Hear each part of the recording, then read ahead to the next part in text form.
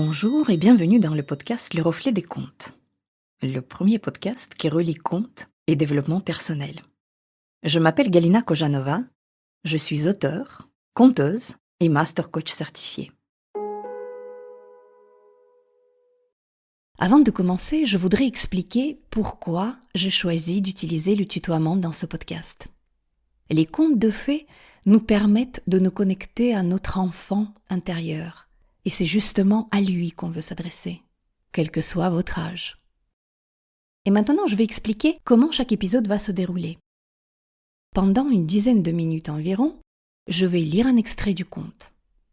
Il faut vraiment prendre ce moment comme une évasion, une immersion dans le monde de la magie. Ensuite, nous allons analyser les messages du conte, ses clés et ses symboles. Et pour finir, je proposerai quelques exercices et des idées de réflexion. Dans ce podcast, on va poursuivre la lecture et l'analyse du conte L'eau de la vie des frères Grimm. Dans l'épisode précédent, le troisième frère, celui au cœur pur, a réussi à se procurer l'eau de la vie, qui est censée guérir son père, le roi. Et au passage, il a aussi gagné 2 grands trésors, une épée avec laquelle on peut combattre toute une armée, et le pain qui ne finit jamais. Tu es prêt pour la suite? Alors écoute. Le prince se dit « Je ne veux pas retourner au logis sans mes frères. » Et il dit au nain « Cher petit ami, ne pourriez-vous pas m'apprendre où sont mes 2 frères? Ils sont partis avant moi pour chercher l'eau de la vie et ils ne sont pas revenus. »« Ils sont emprisonnés entre 2 montagnes. » répondit le nain, et je les ai retenus là pour leur arrogance. Mais le prince le supplia si longtemps que le nain lui accorda leur liberté. Toutefois, il le prévint et dit « Prends garde à tes frères, ils ont un méchant cœur. » Lorsqu'ils arrivèrent, ils étaient ravis de se voir libres, et le jeune prince leur raconta ce qui s'était passé. Comment il avait trouvé l'eau de la vie, et en avait pris un plein gobelet, comment il avait libéré une belle princesse qui allait l'attendre un an, après quoi il l'épouserait et serait mis en possession du royaume. Puis, ils s'enfurent tous 3 ensemble et parvinrent dans un pays en proie à la famine et à la guerre, et dont le roi se croyait déjà près de succomber dans ce péril. Le prince alla chez lui aussitôt et lui donna le pain avec lequel fut apaisée la faim de tout le royaume. Et ensuite, il lui donna son épée, et le roi, ayant battu l'armée de ses ennemis, put vivre désormais en liberté et en paix. Alors le prince reprit son épée et son pain, et les 3 frères continuèrent leur route. Ils passèrent encore par 2 pays où régnaient la disette et la guerre, et le prince prêta à chaque roi son pain et son épée. Et de la sorte, il sauva 3 pays. Après ces aventures, les voyageurs se mirent dans un vaisseau pour traverser la mer. Pendant le trajet, les 2 aînés se dirent entre eux « C'est notre jeune frère qui a trouvé l'eau de la vie, et non pas nous. Et pour cela, notre père va lui donner le royaume qui nous appartient, et il nous prendra notre bonheur. » Ils l'enviaient et songeaient aux moyens de le perdre. Ils attendirent qu'il fût bien endormi, ôtèrent l'eau de la vie du gobelet pour se l'approprier, et y remirent de l'eau de mer salée et âcre. Lorsqu'ils furent de retour chez eux, le jeune prince apporta son gobelet au roi malade pour qu'il y bût et recouvrât la santé. Mais à peine le roi eut-il pris une gorgée de cette eau de mer qu'il devint encore plus malade qu'auparavant. Et comme il s'en désespérait, les fils aînés allèrent le trouver et accusèrent leur frère d'avoir voulu l'empoisonner. Ils ajoutèrent qu'ils avaient rapporté la véritable eau de la vie. Ils la donnèrent au roi. À peine celui-ci en eut-il bu qu'il sentit se dissiper son mal et redevint sain et fort comme dans sa jeunesse. Alors les 2 fils aînés se rendirent près de leur frère et lui dirent, en se moquant de lui Tu aurais dû être plus sage et ne pas fermer l'œil. Nous t'avons pris l'eau de ton gobelet pendant le trajet sur mer que nous avons fait, et où tu t'es endormi. Dans un an, l'un de nous ira chercher la belle princesse. Mais garde-toi bien de nous trahir. Le roi ne croirait pas un mot de tes discours. Et si tu ouvres seulement la bouche, tu perdras la vie. Mais si tu te tais, nous t'en ferons cadeau. Le vieux roi a été en effet très irrité contre son jeune fils, à qui il attribuait la pensée d'avoir voulu le tuer. Il fit assembler toute la cour et rendre un jugement par lequel le pauvre prince était condamné à subir la mort secrètement. Un jour que le prince était à la chasse, sans crainte ni souci d'aucune sorte, en compagnie du chasseur du roi, comme il se trouvait seul dans la forêt et que le chasseur avait l'air triste, le prince lui dit tout surpris : « Mon ami, qu'as-tu donc ? » ?»« Je ne puis le dire, » répliqua le chasseur. « Et pourtant je le dois. »« Parle toujours, » reprit le prince, « je te pardonnerai. »« Hélas, » repartit le chasseur, « il faut que je vous tue. C'est l'ordre express du roi. » Le jeune homme, saisi d'effroi, s'écria : « Mon bon chasseur, laisse-moi la vie. Prends, je t'en prie, mon habit royal et donne-moi le tien. »« Je le veux bien, mon prince, » répondit le chasseur, « car jamais je n'aurais pu tirer sur vous. » Il prit donc l'habit du prince, et le prince endossa le vêtement du chasseur. Puis, ce dernier rentra au logis et le fils du roi s'en alla par la forêt. Quelque temps après, on envoya au vieux roi 3 voitures chargées de cadeaux en or et en pierreries destinées au plus jeune prince, par les 3 rois qui avaient battu leurs ennemis avec son épée et nourri leur peuple avec son pain, et qui voulaient se montrer reconnaissants. Ceci alla au cœur du roi, et il pensa qu'il serait possible que son fils cadet fût innocent. « Ah, dit-il, en présence de sa cour, s'il vivait encore, que j'ai de remords de l'avoir fait tuer. » « Alors, répondit le chasseur, j'ai bien fait de ne pas l'avoir tué. Je n'ai pas pu me résoudre à exécuter vos ordres. » Il conta comment tout s'était passé. Le roi, à cette nouvelle, fut ravi et fit annoncer par tout le royaume que son fils pouvait revenir, afin de rentrer dans ses bonnes grâces. Cependant, la belle princesse ordonna qu'un chemin splendide et tout en or fut disposé devant son palais, et que le visiteur qui viendrait à cheval au milieu de la route fut aussitôt introduit, car celui-là serait le vrai chevalier qu'elle attendait. Mais ces gens devaient refuser l'entrée à quiconque s'avancerait sur un des côtés, car ce ne serait point le vrai prétendant. Quand le temps fixé fut presque entièrement écoulé, l'aîné des 3 frères pensa qu'il fallait se hâter d'aller trouver la princesse et de se déclarer son sauveur pour obtenir sa main et son royaume avec elle. Le voilà donc parti sur son cheval.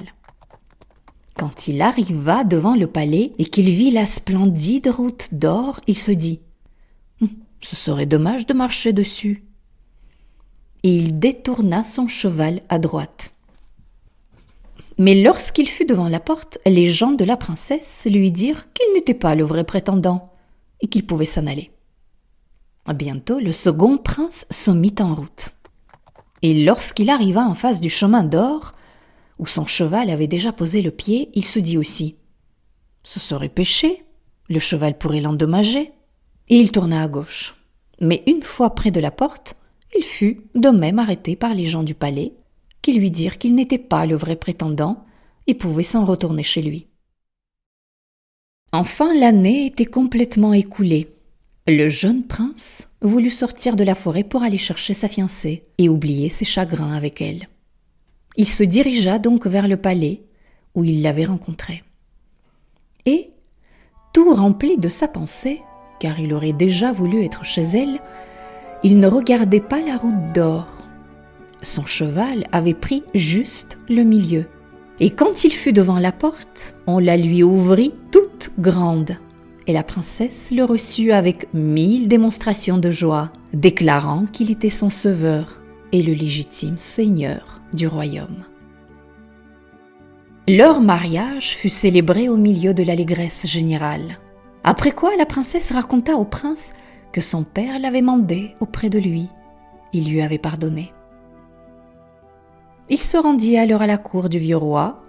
Il lui apprit tout ce qui s'était passé, comment ses frères l'avaient trompé et comment, néanmoins, il avait gardé le silence.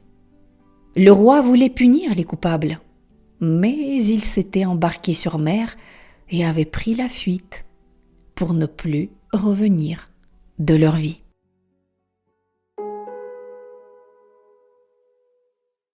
Voilà, le conte est fini. Et comme toujours dans les contes, tout se termine bien et le vrai héros triomphe. C'est un vrai héros, notre prince. Il a récupéré l'eau de la vie et a sauvé son père. Il a aussi su se mettre au service des autres. Il a sauvé 3 royaumes sur son chemin, avec le pain qui ne s'épuise jamais et l'épée qui peut combattre toute une armée. Le pain, c'est sa capacité à donner à l'autre, à nourrir celui qui est dans le besoin. L'épée, c'est son courage, son aptitude à défendre ce qui est juste. Ce sont là des qualités très nobles. Mais le prince a aussi quelques points faibles que le conte nous montre. Déjà, dans le premier extrait qu'on a lu, il se fait arracher un talon dans la précipitation de quitter le château. On apprend dans le conte que le prince s'était endormi dans un beau lit fraîchement arrangé. Évidemment, c'est tentant. Il est fatigué de son voyage, il a vécu plein d'émotions, dont certaines d'ailleurs très positives, la joie d'avoir trouvé cette eau magique et le bonheur inespéré de tomber amoureux d'une ravissante princesse. Très bien. Tu sais, comme toujours dans les contes, la sieste du prince a duré une après-midi, mais dans la vraie vie, c'est peut-être une expérience de plusieurs mois, voire années, qui sait. Toujours est-il que notre prince s'était endormi sur ses lauriers. Il s'est réveillé par miracle au dernier moment. Et ce petit moment de plaisir lui a finalement coûté un talon. Bon, le conte n'en fait pas toute une histoire autour de ce talon arraché. Il n'y a aucune autre mention de ça plus tard. On peut juste supposer que le prince a maintenant une petite fragilité. Mais le conte nous sème déjà une petite graine sur un certain manque de vigilance du prince. Pour aller plus loin sur ce manque de vigilance, revenons à l'endroit du conte où les 2 frères aînés complotent contre le jeune prince. Ce complot des 2 frères, c'est une allégorie de nos mauvaises habitudes, nos vieux démons qui reviennent si on n'y prend pas garde. Le conte nous dit d'ailleurs, je cite, « Prends garde à tes frères, ils ont un méchant cœur. » Autrement dit, prends garde à tes pensées négatives, à tes mauvaises habitudes, car ils ne te feront pas du bien. Et le conte insiste sur cette vigilance. Regarde, le jeune prince s'endort sur le bateau et les 2 frères vont lui voler l'eau de la vie. Et plus tard, ils le lui reprocheront d'ailleurs. Tu aurais dû être plus sage et ne pas fermer l'œil. Quel culot! Alors, qu'est-ce qu'on essaye de dire par là? On essaye de dire que pour ne pas retomber dans de vieux schémas, il est indispensable d'être vigilant à tout moment. Être vigilant à l'égard de nos pensées, les pensées négatives, être vigilant vis-à-vis de nos mauvaises habitudes. Et le prince a manqué de vigilance ici. Et bien sûr, il va le payer très cher, car les 2 frères vont lui usurper sa place, sa juste place, durement gagnée. Jamais 203, le prince va encore manquer de vigilance. Les 2 frères lui avouent tout, se moquent de lui, il est déjà au courant que sa place est réellement usurpée, ça c'est clair, puis le conte nous dit en plus que le roi est très irrité contre son jeune fils à qui il attribue la pensée d'avoir voulu le tuer. Et le roi va même jusqu'à assembler toute la cour pour rendre le jugement de mort contre son fils. Et le prince, qu'est-ce qu'il fait? Il part à la chasse. C'est quand même incroyable. Il se trame autant de trucs terribles dans ce royaume, et le prince ne se doute de rien. Il part tranquillement à la chasse. Et le conte nous dit, sans crainte ni souci d'aucune sorte. Ça a failli lui coûter la vie, toute cette histoire. Heureusement, le chasseur qui devait le tuer n'en a pas eu le cœur, un peu comme pour Blanche-Neige, si tu te souviens. Donc, vigilance, vigilance et vigilance. Maintenant, le prince est en exil, dans la forêt. C'est le prix qu'il doit payer pour avoir manqué de vigilance. Cet exil dans la forêt ressemble beaucoup à un travail sur soi que le prince doit effectuer. Un travail d'un an, nous dit le conte. Il n'a plus tellement le droit de prétendre au trône, ça on a compris. Il n'a même plus de statut de prince, puisqu'il est censé être mort. Je propose qu'on s'arrête là un instant parce qu'il y a un message très intéressant ici. Que fait le prince dans cette situation désespérée? Eh bien, il ne se démonte pas. Au bout d'un an, il sort de la forêt pour aller chercher sa fiancée. Le conte nous livre une clé très importante ici. Il nous fait comprendre que ce n'est pas parce que tu as un problème, même un très gros problème, dans un endroit précis de ta vie, que ce problème doit affecter tout le reste. Le prince a un gros problème. Il n'a plus de statut, il n'a plus de maison. Il n'est pour ainsi dire plus rien, mais il va chercher sa fiancée quand même. Le conte nous apprend qu'il faut savoir compartimenter. Ne pas laisser un problème se généraliser sur tout le reste. Les autres parties de notre vie doivent rester imperméables.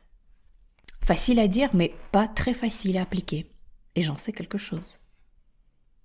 Personnellement, je peux avoir tendance, face à un problème, à vouloir d'abord le résoudre avant de faire tout le reste. Et c'est comme si je ne me donnais pas le droit de profiter de la vie tant que j'ai ce problème. Et en faisant ça, je vais laisser le problème prendre le contrôle sur tout le reste. Et d'ailleurs, il va finir par m'obséder. Et ça va faire quoi, ça? Ça va me couper du monde et des opportunités qui pourraient peut-être m'aider à résoudre ce problème plus vite, peut-être pivoter. Et c'est dommage. J'apprends donc à compartimenter moi aussi. En ce moment même d'ailleurs. Parfois je réussis. Et alors quand ça m'arrive, je vois de vrais bénéfices à ça. Savoir compartimenter donc ce message du conte est essentiel et vital. Sans cette capacité à compartimenter, le prince serait toujours dans la forêt. Il aurait pu douter de lui, de son statut, de l'amour aussi de cette princesse qu'il n'a vue qu'une seule fois dans sa vie. Mais non, il va la chercher comme il s'y était engagé, comme il lui avait promis. Il aurait pu se dire, maintenant que je ne suis même plus un prince, que je n'existe plus, je ne suis pas digne de cette princesse. Mais non, il ne réfléchit pas comme ça, et heureusement d'ailleurs. Il est triste, oui. Il veut oublier ses chagrins avec elle, nous dit le conte, ça oui, mais à aucun moment il ne doute de sa valeur. Il connaît sa vraie valeur, peu importe les circonstances. Et il va le prouver d'ailleurs, sur la façon dont il va emprunter le chemin devant le palais de la princesse. Regarde, les autres frères vont s'écarter de la route d'or, de peur de l'abîmer. Je me suis dit que c'était très surprenant d'ailleurs pour des arrogants, mais pas lui. Il va emprunter cette route en plein milieu. C'est la voie royale et le prince va la prendre sans hésiter, sans réfléchir même, parce qu'il ne doute pas de sa propre valeur, peu importe les circonstances du moment. Il est imperméable. Il ne doute pas de ses qualités royales. Et c'est à ce moment-là qu'il est reconnu dans sa légitimité. Et quant aux méchants frères, des pensées négatives, des mauvaises habitudes, etc., il n'y a même pas besoin de les punir. Ils ont pris la fuite pour ne plus revenir de leur vie, nous dit le conte. Mais on a bien compris qu'il faudrait néanmoins rester vigilant.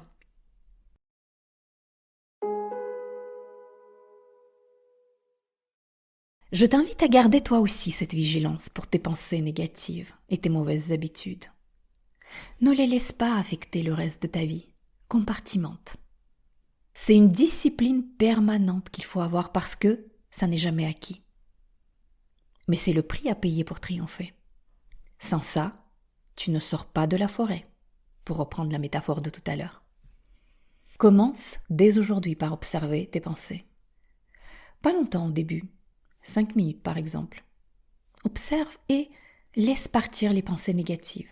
Laisse-les sortir de ta tête pour éviter qu'elles n'affectent tout le reste.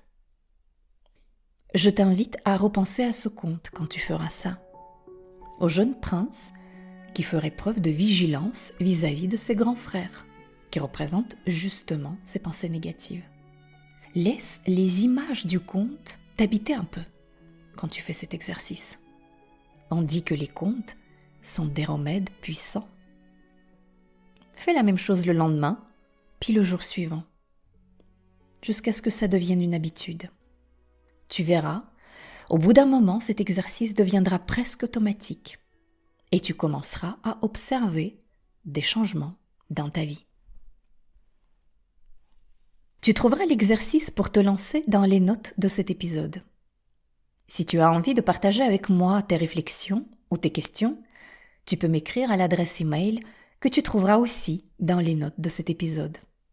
Je te donne rendez-vous dans 15 jours pour un nouveau conte et une nouvelle expérience sur le chemin de la connaissance de soi. Si cet épisode t'a plu, n'hésite pas à le partager autour de toi.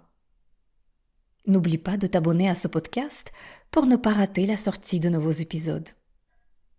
Merci d'avoir écouté ce podcast. Je crois que les contes peuvent nous aider à devenir les créateurs de notre vie. Créer son conte, sa vision, c'est une étape essentielle pour prendre sa vie en main. Dans ce podcast, j'aimerais t'offrir des outils pour écrire ton conte à toi, celui qui te permettra de créer ton avenir. Car si tu ne le fais pas, qui le fera ? À très vite pour un conte.